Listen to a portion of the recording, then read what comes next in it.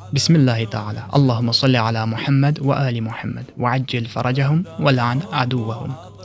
تو اس ویڈیو میں ہم آپ کے سامنے اس سوال کا جواب پیش کریں گے جو عام طور پر اٹھایا جاتا ہے کہ امام علی علیہ السلام نے اپنے مخالفین کے خلاف جہاد کیوں نہ کیا اور جنگ کیوں نہ لڑی جب ان کا حق چھینا گیا۔ تو یہ کتاب ہے کتاب الغیبہ شیخ طوسی رحمۃ اللہ تعالی علیہ کی۔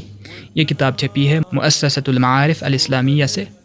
اس میں صفحہ نمبر پیج 193 پہ اگر ہم چلتے ہیں، اس میں حدیث نمبر 155 ولو والی سند ضعیف ہے لیکن اس کے بعد آنے والی سند جو ہے وہ بالکل صحیح ہے۔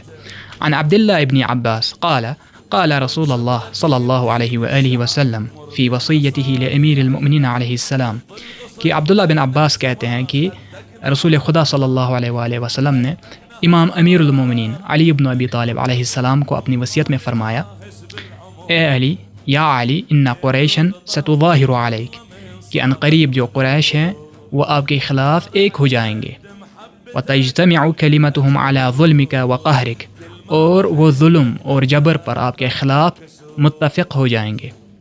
فإن وجدت اعوانا فجاہدہم، اگر آپ کو اعوان و انصار اور مددگار سپورٹرز ملتے ہیں تو ان کے خلاف جنگ لڑیں، جہاد کریں۔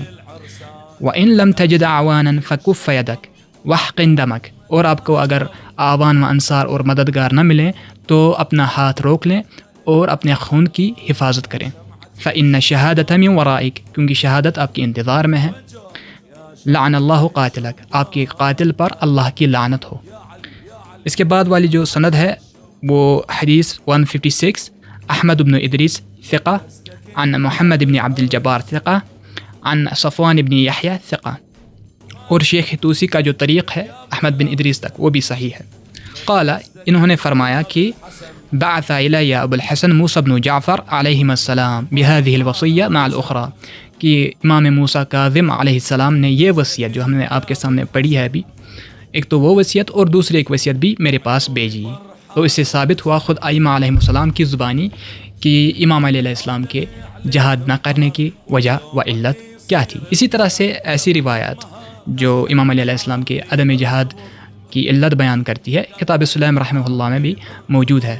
یہ کتاب سلیم ہے، اس کو عنقریب جو ہے امام مکتبہ امام حسن مجتبیٰ علیہ السلام شائع کرنے جا رہا ہے انشاءاللہ تعالی۔ ملتے ہیں اگلی ویڈیو میں، فی امان اللہ۔